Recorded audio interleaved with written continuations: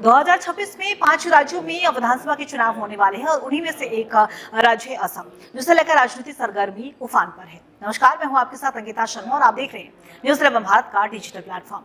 देखिए, असम में विधानसभा चुनाव की तारीखों की तो घोषणा हो चुकी है और ऐसे में तमाम राजनीतिक सरगर्मी तेज है। सभी पार्टियों ने अपनी अपनी तैयारी शुरू कर दी है, लेकिन इसी क्रम में कांग्रेस को झटका भी लग रहा है। मार्गरेटा विधानसभा से कांग्रेस उम्मीदवार प्रतीक बोरदोलाई ने अपनी उम्मीदवारी वापस ले ली है। उन्होंने यह कदम अपने पिता और कांग्रेस के पूर्व सांसद प्रदुत बोरदोलाई के पार्टी छोड़कर भारतीय जनता पार्टी में शामिल होने के बाद उठाया है। देखिए, हम बात कर रहे थे अगर अखिल भारतीय कमेटी कांग्रेस कमेटी के अध्यक्ष मल्लिकार्जुन खड़गे को लिखे गए पत्र में प्रतीक ने अपनी स्थिति स्पष्ट कर दी है। उनका कहना है कि पिता के कांग्रेस छोड़ने के बाद उनका मैदान में डटे रहना जनता और पार्टी कार्यकर्ताओं के बीच उनकी निष्ठा को लेकर असमंजस पैदा करेगा। प्रतीक ने अपने पत्र में उम्मीदवारी वापस लेने का कारण बताते हुए लिखा है कि पार्टी के प्रति अत्यंत सम्मान और गहरी जिम्मेदारी की भावना के साथ मैं मार्गरेटा विधानसभा क्षेत्र से अपनी उम्मीदवारी वापस लेने के फैसले से सबको अवगत कराना चाहता हूं। मेरे पिता के अन्य राजनीतिक दल में शामिल होने के बाद मेरा उम्मीदवार बने रहना कहीं से भी उचित नहीं होगा और अगर मेरी प्रतिबद्धता को लेकर कोई भी भ्रम पैदा होता है तो वह उनके साथ अन्याय होगा। और देखिए, प्रतीक का ये फैसला उनके पिता प्रदुत के लोकसभा सीट और कांग्रेस पार्टी से इस्तीफा देकर बीजेपी में जाने के बाद आया है।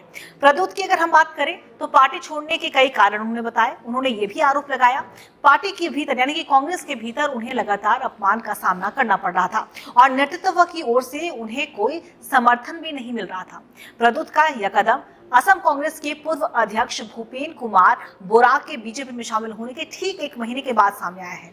भूपेन बोरा ने भी 3 दशक तक कांग्रेस की सेवा करने के बाद पार्टी का साथ छोड़ दिया था और लगातार कांग्रेस को झटका लगा और असम की अगर बात करें तो 126 विधानसभा सीटों के लिए 9 अप्रैल को एक ही चरण में मतदान होना है, वहीं 4 मई को रिजल्ट आएंगे। और देखिए, कोई पहली दफा नहीं है जब कांग्रेस को इस तरह का झटका लगा हुआ। असम में लगातार कांग्रेस को इस तरह के झटके लग रहे हैं, लेकिन कहीं ना कहीं अब बारी है कांग्रेस को अपने तमाम जो नेताओं को एकजुट रखने की, क्योंकि विधानसभा चुनाव में जिस तरीके से बीजेपी लगातार दावा कर रही है, आपने असम के मुख्यमंत्री को भी सुना होगा, उन्होंने भी साफ तौर पर यही कहा था, हिमंता बिस्वा शर्मा ने, कि हमारी ही जीत होगी। वो पूरी तरीके से स्पष्ट नजर आ रहे हैं, क्लियरिटी है उनके माइंड में। लेकिन कांग्रेस को कहीं ना कहीं अगर दिक्कतों का सामना नहीं करना है चुनाव में, तो जाहिर सी बात है उन्हें एकजुट रहना होगा, अपने नेताओं को बांध कर रखना होगा और जिनके ऊपर भी भरोसा करके वो उम्मीदवारी दे रहे हैं, ऐसा ना हो कि वो दूसरे दल में शामिल होने के कारण अपनी उम्मीदवारी ले ले और इससे चुनाव में उनके पर असर पड़े और उन्हें हार का सामना करना पड़े।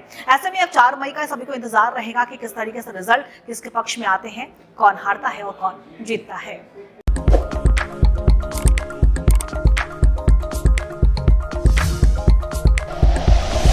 Like and share videos, subscribe करें हमारा चैनल और प्रेस करें बेल आइकॉन। न्यूज़ 11 भारत, सच है तो दिखेगा।